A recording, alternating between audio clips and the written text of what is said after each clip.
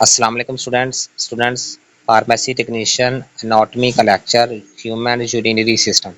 इसमें past paper में अगर हम देखा जाए तो सबसे ज़्यादा बार आने वाले ये क्वेश्चन है ह्यूमन रेस्पिरेटरी सिस्टम और ह्यूमन यूरिनरी सिस्टम। ठीक है, तो ऐसा सिस्टम जो बॉडी के अंदर पेशाब बनाता है उसे हम ह्यूमन यूरिनरी सिस्टम कहते हैं, यूरिन बनाता है। ठीक है, तो सबसे पहले ये वाला हमारे पास लिखा है it is set of organ का ऐसा सेट जो क्या करेगा प्रोड्यूसिंग यूरिन, जो क्या करते हैं पेशाब बनाएगा इन ह्यूमन बीइंग, इंसानों के अंदर।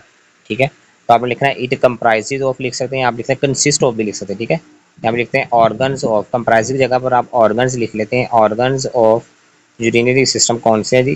किडनीज, दो गुर्दे आपको नजर आ रहे हैं और गुर्दों से दो निकली नालियां आपको येलो कलर में नजर आ रही है, इसका नाम होता है यूरिटर्स। ठीक है, तो ये यूरिटर्स हैं। फिर आगे आपको मिसाना नजर आ रहा है जिसका नाम ब्लैडर होता है, और वो नाली जिसके जरिए पेशाब बाहर चले जाता है उसका नाम होता है जी यूरेथ्रा। ठीक है, तो हमने ये लिखना है ह्यूमन और जो यूरिनरी सिस्टम के ऑर्गन के नाम kidneys, ureters, urinary bladder and urethra. ठीक है, तो ये चार इसके अंदर ऑर्गन होते हैं।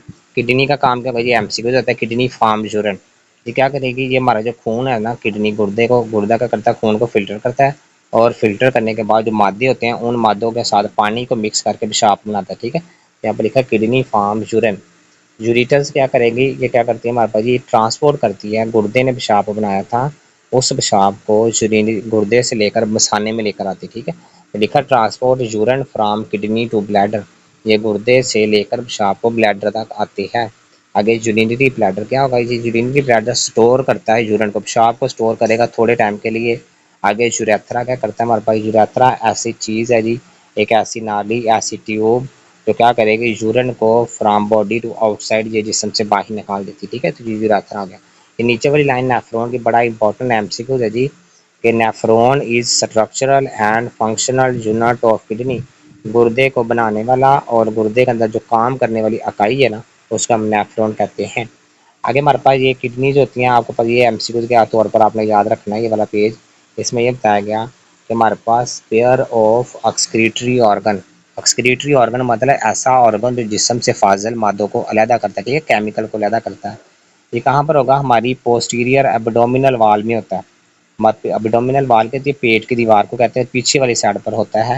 हमारी रीढ़ की हड्डी के दोनों साइडों के ऊपर ये गुर्दे मौजूद होंगे। ठीक है, तो ये जो मैंने रेड कलर में लाइन लिखी है ये एमसीक्यूज में करना है। ये कहाँ पर होती है? लास्ट थोरैसिक वर्टिब्रा, T12 से लेकर थर्ड लंबर वर्टिब्रा L3 तक ये वाला होता है। ठीक है, ये गुर्दा क्या आता है? हमारी आखिरी पसली जो 12वीं पसली है उसके दरमियान, वहाँ से लेकर हमारे लंबर रीजन तक ये वाला होता है। ठीक है, गुर्दे की शक्ल आपको पता है ये लोबिया के बीज की तरह का होता है। इट इज़ बीन शेप, गुर्दे की जो शक्ल होती है वो बीन की तरह की होगी।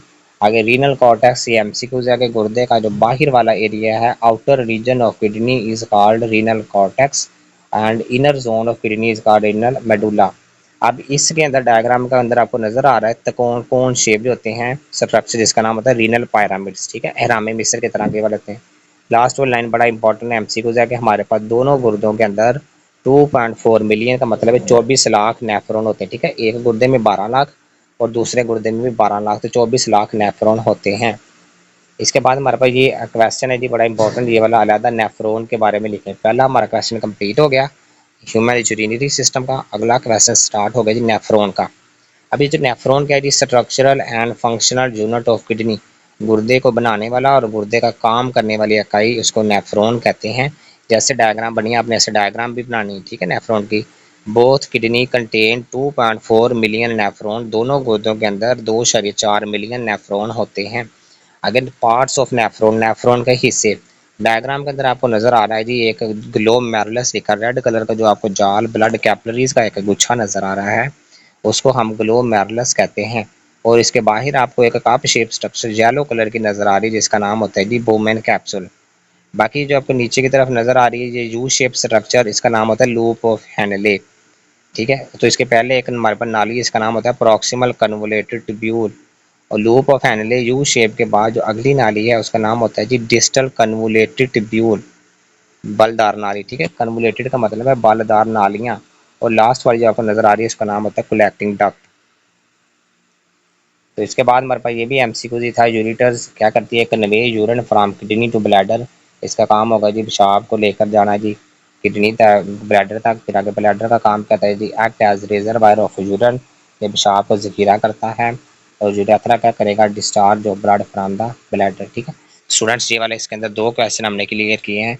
एक क्वेश्चन का नाम हमारे पास ह्यूमन यूरिनरी सिस्टम वो वाला, और दूसरा क्वेश्चन आपने सिर्फ ये लिखना था नेफ्रॉन क्या आता है, नेफ्रॉन के पार्ट्स के नाम लिखें और डायग्राम बनाएं। ठीक है, तो ये सिर्फ एक स्लाइड 5 नंबर के क्वेश्चन में आती है। ठीक है स्टूडेंट, तो ये वाला हमारा आज ह्यूमन यूरिनरी सिस्टम बड़ा इंपॉर्टेंट क्वेश्चन क्लियर हुआ है। आपने इसी तरह जो मैंने स्लाइड्स में बनाया तो उसका इससे ही क्वेश्चन आपने तैयार कर लेना है। ओके, अल्लाह हाफिज़।